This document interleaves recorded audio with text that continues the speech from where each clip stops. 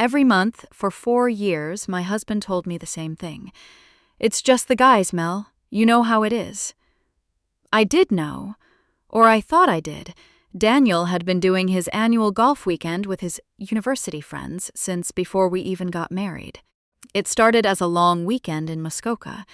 Then it became 5 days. Then it stretched to a full week, every October. The same excuse, the same bag packed the same way, the same kiss on the cheek before he wheeled his suitcase out to the car. I never questioned it. I was working 60-hour weeks at the accounting firm. I had clients, deadlines, an RRSP audit that was eating me alive. I wasn't paying attention. That's what I told myself afterward, anyway. That I was too busy to notice, but I was paying attention. I just didn't want to know what I was seeing.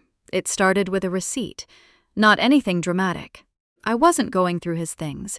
I was looking for the Costco membership card in the kitchen junk drawer, and I found a folded piece of paper tucked under a takeout menu. A hotel receipt, dated last October, the week of the golf trip. The Delta Hotels by Marriott in downtown Ottawa. Not Muskoka, not any golf resort. Ottawa. I stood at the counter for a long time holding that piece of paper. The Costco card was right there under my thumb. I didn't move. Daniel was at work. I had another 40 minutes before I needed to leave for a client meeting. I unfolded the receipt the rest of the way. 2 nights, king room, minibar charges. A room service order at 11:30 in the evening for 2 glasses of wine and a charcuterie board. Daniel doesn't drink wine. He's been a beer guy since the day I met him. I took a photo of the receipt with my phone. I put it back exactly where I found it. I went to my client meeting. I sat in the boardroom and talked about depreciation schedules for 90 minutes, and I didn't let my voice shake once. That evening, I made pasta. Daniel talked about a project he was managing. I listened. I asked questions. I passed him the Parmesan. When he went upstairs to watch the game, I opened my laptop, and I started looking. I want to be clear about something.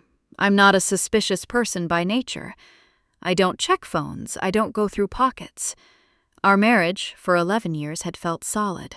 Daniel was reliable, a little boring in the best possible way, the kind of man who remembered to get the oil changed and always put the recycling out on the right day. We didn't fight much. We had a nice house in Kanata. We talked about maybe getting a dog. So I want you to understand that when I say I started looking, I don't mean I had been building toward this moment. I mean the receipt landed in my hand and something in me just quietly shifted, the way ice shifts before it cracks. You don't always hear it. You just feel it under your feet. I started with the joint credit card statements.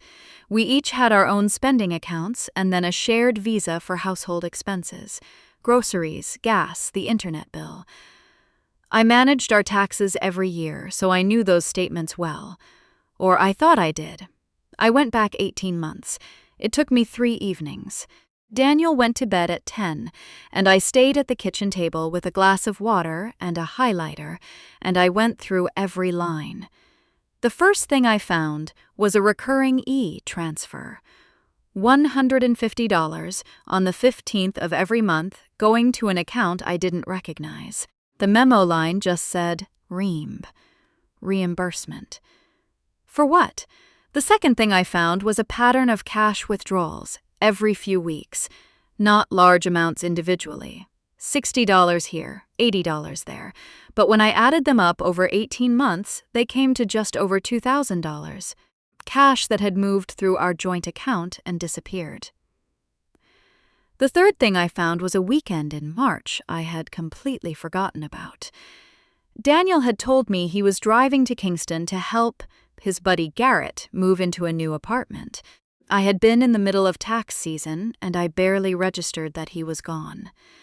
But the credit card showed a charge at a restaurant in Gatineau on the Saturday evening. Not Kingston. Not even the same direction. I closed the laptop. I sat in the dark kitchen for a while. I thought about calling my best friend, Jocelyn.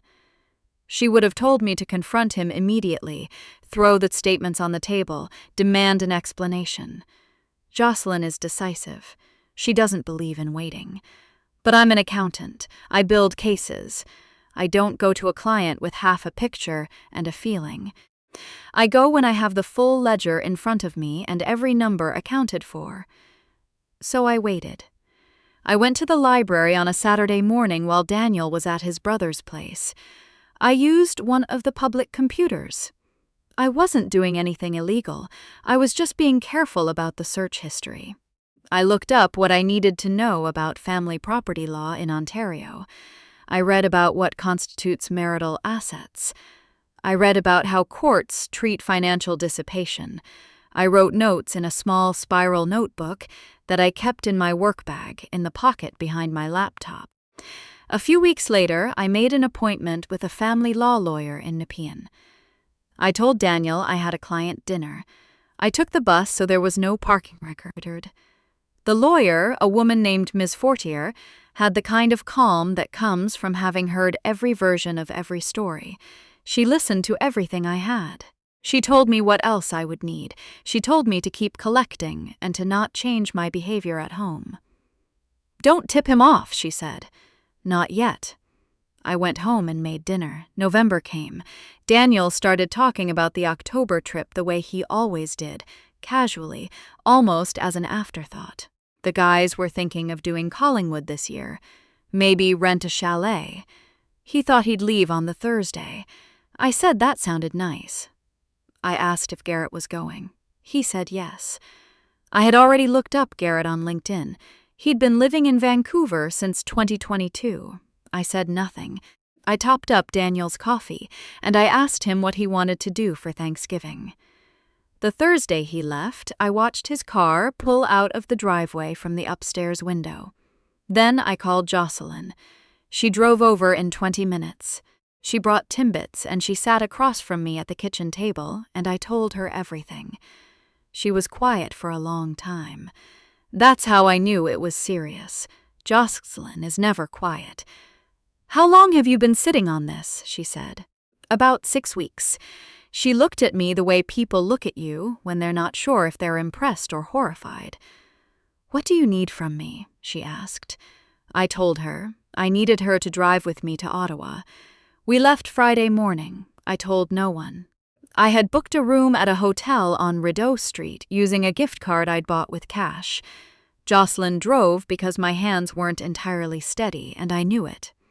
We didn't talk much on the 417. The fields were flat and brown, and the sky was that particular gray that Ontario does in November, the color of old dishwater. I watched the highway, and I thought about the first time Daniel and I drove this road together. We were going to a wedding in Ottawa, maybe 8 years ago. He'd held my hand on the console the whole way. I'd fallen asleep somewhere around Arnprior and woken up to him singing along badly to the radio, thinking I was asleep. I hadn't thought about that in years. I thought about it then. We got to Ottawa just after noon. I had the name of the hotel from the receipt I'd found in October. I also had a second hotel name from a charge I'd found in the March statements. They were different hotels, but both downtown, both within walking distance of the Byward Market.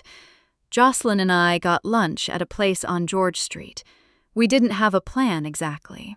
I knew which hotel Daniel had said he was staying at because he'd mentioned it casually, the same way he always mentioned things, confident that I wasn't paying close enough attention.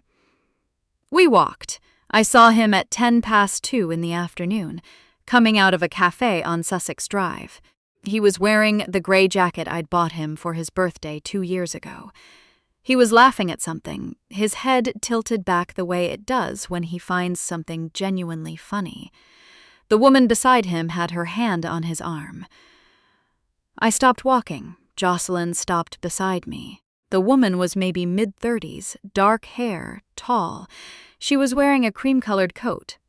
She said something to Daniel, and he leaned down and said something back against her ear, and she laughed and turned her face up toward him. I felt something go very still inside me. Not shock, exactly.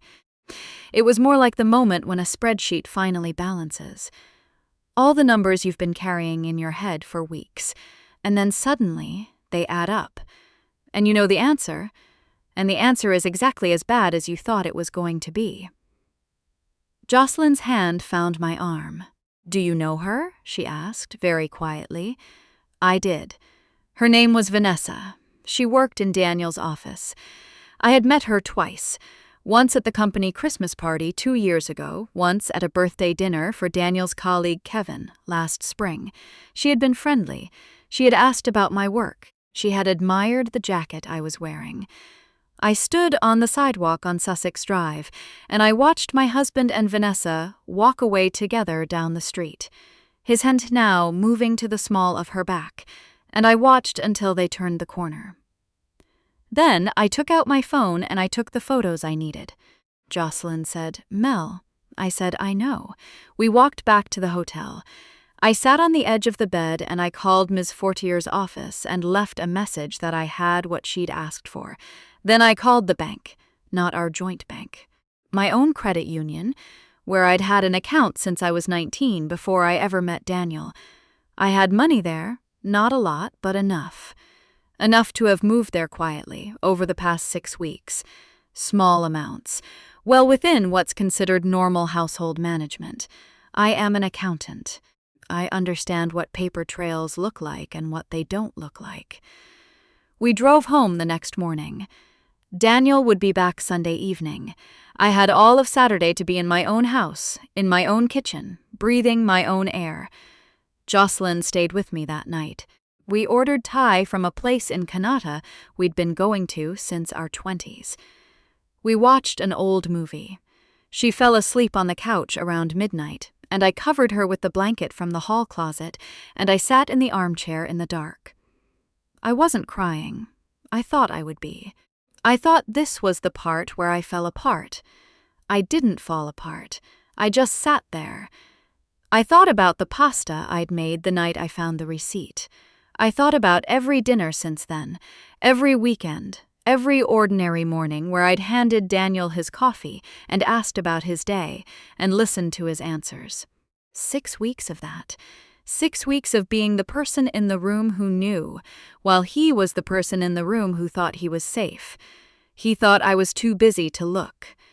He thought my job, my deadlines, my spreadsheets, and my client files had made me someone who wouldn't notice, who wouldn't look, who would keep making pasta and asking about his projects and be grateful for what she had.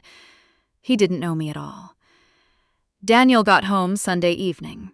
He put his suitcase in the front hall, and he kissed me on the cheek, and he said the chalet had been great. Cold, but great. I said that sounded nice. His mother, Beverly, came over for dinner that Sunday, the way she did every few weeks. I had already called her. I hadn't told her everything, not then, but I had told her I needed her to be there Sunday evening. Beverly is a practical woman. She'd asked me one question.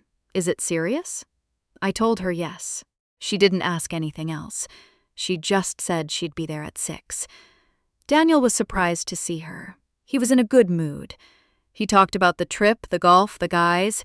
He ate 2 helpings of the chicken I'd made. Beverly was quiet, but Beverly is often quiet, so Daniel didn't register it. After dinner, while Daniel was stacking the dishwasher, I put the folder on the kitchen table. It was a plain manila folder. Inside it was the copy of the hotel receipt from last October. Printed copies of the credit card statements with the cash withdrawals highlighted. The e-transfer records. The photos I'd taken on Sussex Drive. And a letter from Ms. Fortier's office dated that Friday outlining my position and what I was entitled to under Ontario family law, including the portion of our joint assets that had been dissipated. Daniel came out of the kitchen. He looked at the folder. He looked at me. Beverly was still sitting at the table. "Mel," he said, "can we talk about this privately? Beverly can stay," I said. He looked at his mother. Beverly looked back at him with an expression I had never seen on her face before, something very level, very tired. He sat down. I didn't yell. I didn't throw anything. I had been angry for 6 weeks, and I'd had time to move through it, or at least to move it somewhere I could manage. What I felt, sitting at that table, was something cleaner, something closer to done. Daniel said what cheating husbands say, that it didn't mean anything, that he didn't know how it happened, that he had been going to end it, that he still loved me. His voice went up at the end of that last sentence. A little, the way it does when he's not sure of his footing. I waited until he was finished. Then I told him I had already spoken to a lawyer.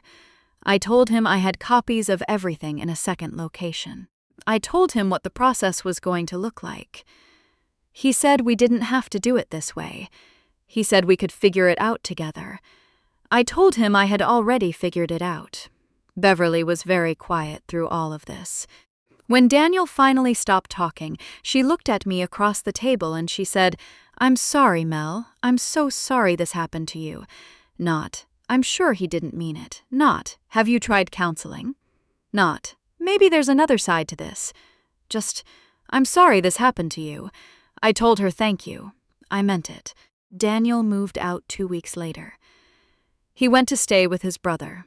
I know he called his friends. I know he told his version of the story. I know there were people who heard his side first and believed it because they'd known him longer. That's fine. I have the folder. I have Miss Fortier. I have Jocelyn, who brings Timbits and drives 3.5 hours to Ottawa without being asked why. The divorce took 7 months. It would have taken longer, but Daniel didn't want everything laid out in court. He didn't want the financial records examined in detail. He agreed to a fair split. He agreed to reimburse the amount that had been dissipated. He signed the papers in April. I got to keep the house. I'm still deciding if I want to. There are days I walk through the rooms and I can see our whole marriage in them. The kitchen where I made 11 years of dinners. The window where I watched his car pull out of the driveway and then called Jocelyn. The armchair, where I sat in the dark while she slept, thinking about the drive to the wedding years ago, the hand on the console, the bad singing. I loved him. I want to be honest about that. I'm not going to rewrite it. But I also know this. He saw my work, my hours, my dedication to clients and deadlines and details, and he decided that made me someone who wouldn't pay attention to her own life. He was wrong. I paid attention. I just made sure I knew exactly what I was looking at before I showed my hand. There's a dog I've been looking at online.